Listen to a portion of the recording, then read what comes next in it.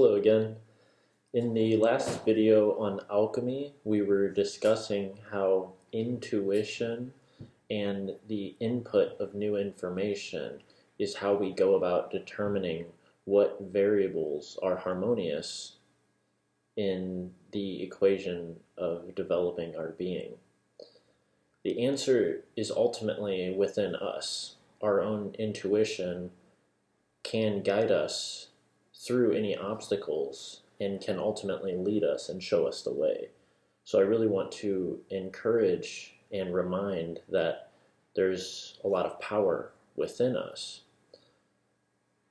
But the question that comes to mind from this is, if the answers are within us, then why don't we currently have a grasp of them?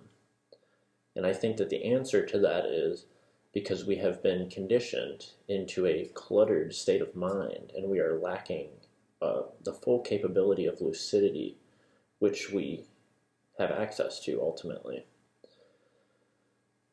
I believe that when we are lucid, we have an inner sense of harmony, and it's like an instinct.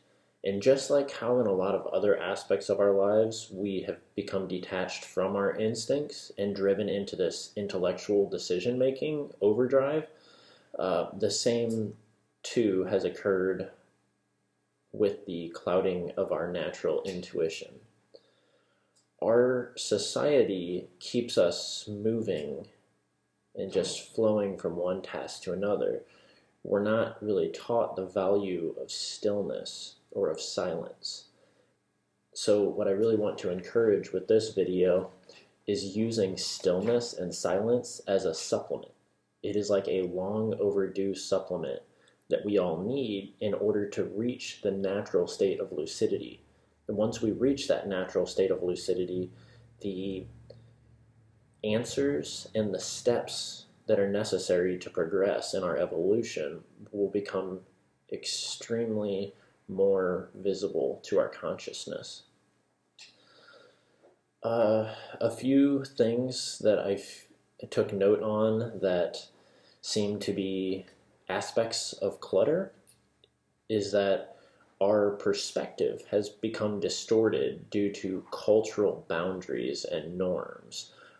This bias leads us to a state of confusion and limits our accessibility of thoughts.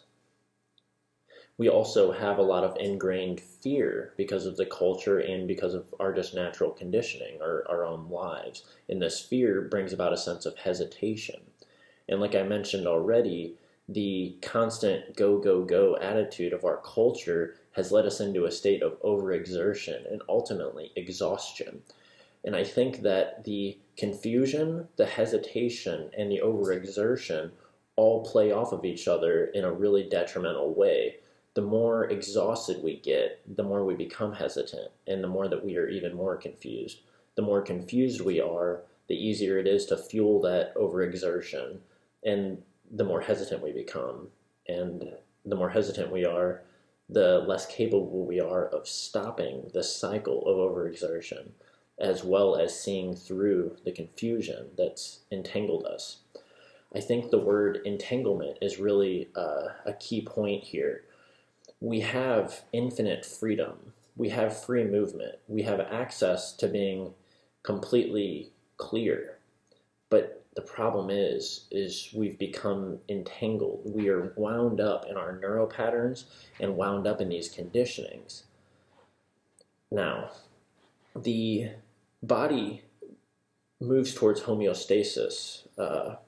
We always progress towards health and balance naturally. It's a biological function. And the same is true with our energy and with our mind. We are always moving towards balance and clarity. The problem is that we keep perpetuating all these obstacles and making it increasingly hard for this natural unwinding and healing process to occur. And that is why I'm putting such an emphasis on the value of supplementing stillness. The more that we reach a state of stillness and silence internally, the more that this process can unfold at a faster rate. Think that our body has a given amount of energy on a daily basis to use for all the given processes in our being. The more that we are filling ourselves with activities, just doing, like we are trained to do in the modern culture, the more that that energy reservoir is just used up, more and more of it gets tapped into.